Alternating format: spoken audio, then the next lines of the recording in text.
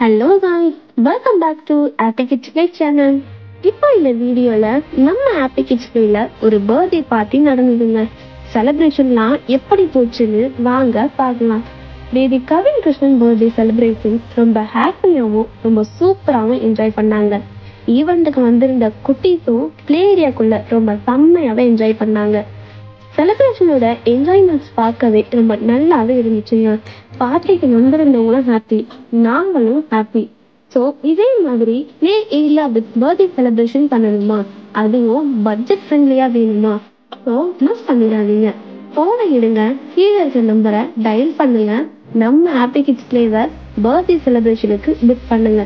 Birthday celebration மட்டும் இல்லைங்க, family events எல்லாமே புக் பண்ணிக்கலாம். தேங்க்யூ.